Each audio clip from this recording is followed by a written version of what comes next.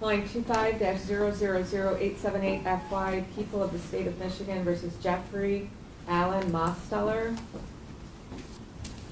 Appearances for the record, please. Thank you. Good afternoon again, Your Honor. Assistant Attorney General Chris Kessel for the people.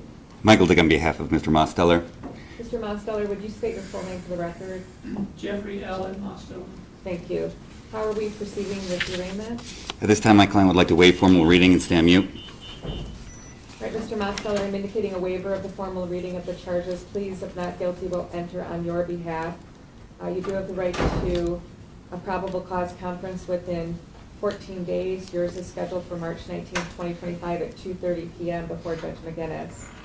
For the PCC, you also have the right to a preliminary examination within 21 days. That is a hearing in which the prosecutor has to establish by probable cause that a crime was committed and probable cause that you committed it. And that is set for March 26, 2025 at 9 a.m. You also have the right to remain silent. Anything you say orally or in writing can be used against you. You also have the right to be represented by an attorney. Is he requesting appointment of counsel?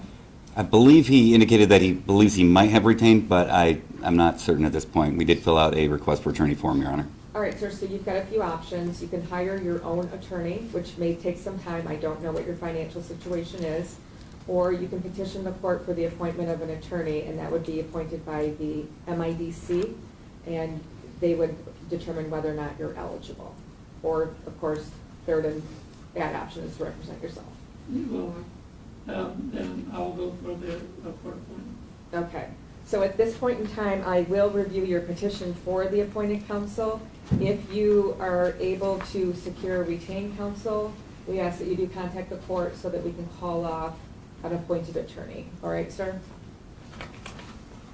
Yes, ma'am. Your Honor, not to interrupt your review, but this does include employment at the Oxford-Brighton location, so Okay. any So income, you if that can were going to be... Okay.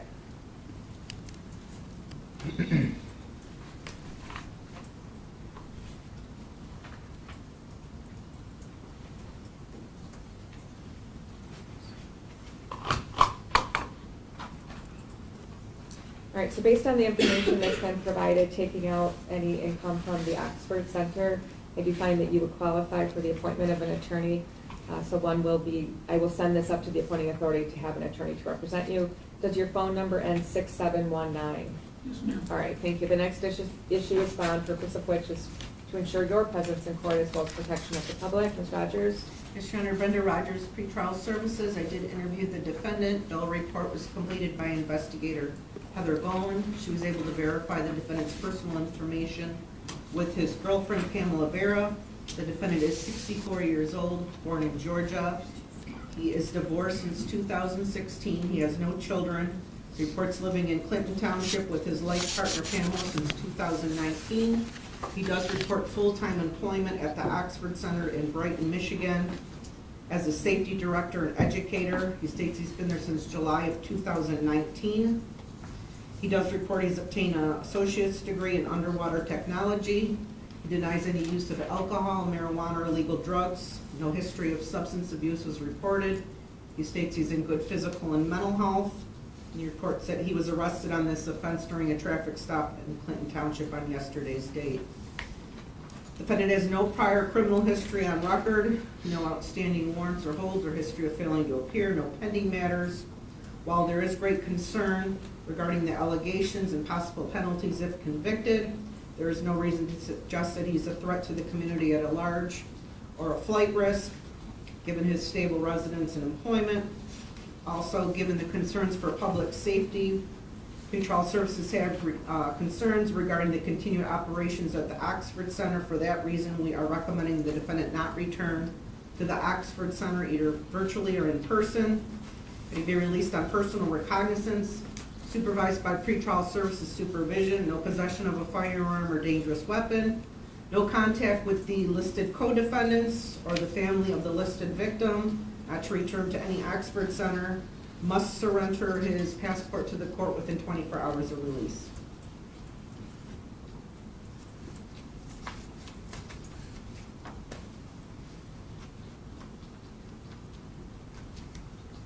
Counsel?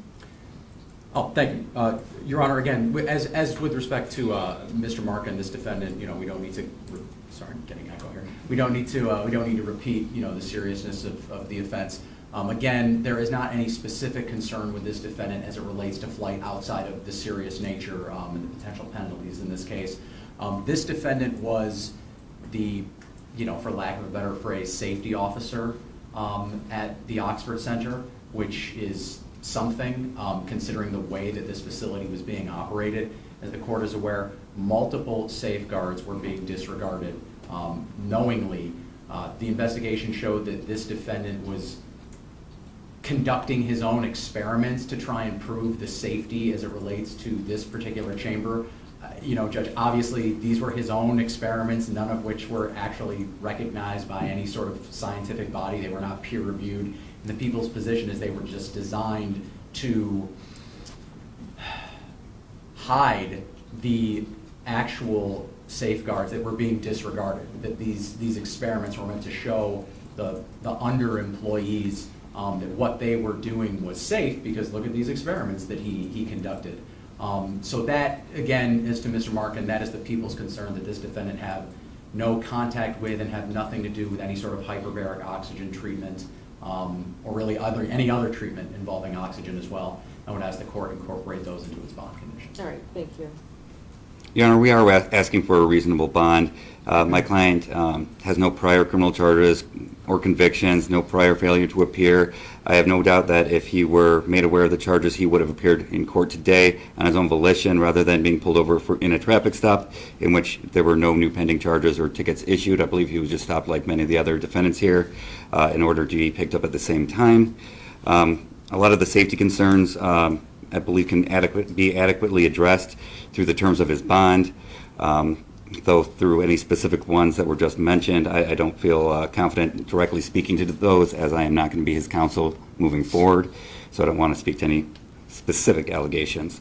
But other than his clean record, we would ask for a reasonable bond in this place, Your Honor.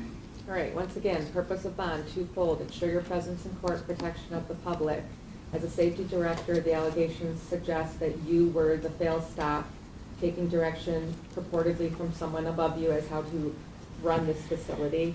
And what the prosecutors just indicated to me is frightening, that safeguards were not utilized, experiments were done to show employees, lead them down a wrong path, that things were safe when obviously they were not. Not going to use that word. This could have been prevented if proper protocols were followed. I can't get over that form of judgment was utilized. And if that's the form of judgment that you're utilizing in your life, I have some concerns about you and your ability to participate in the criminal process going forward. I don't know what other judgment calls you would make in terms of would you flee? Would you not come back to court? This case is too serious. It must be brought before the court system.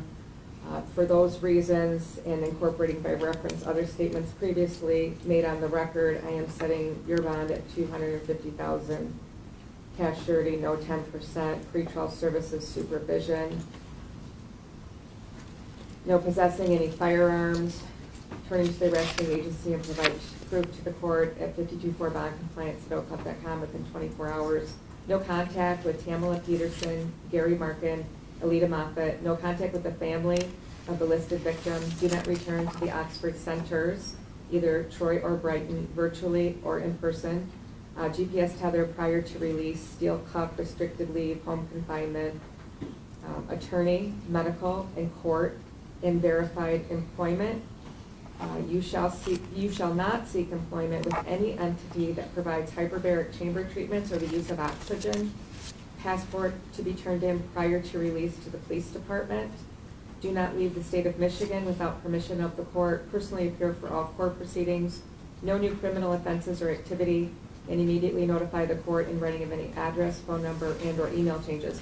And I haven't confirmed any of these defendants' addresses on the record for a purpose, and that's because everything's being recorded and I'm not trying to turn everyone's address to the public.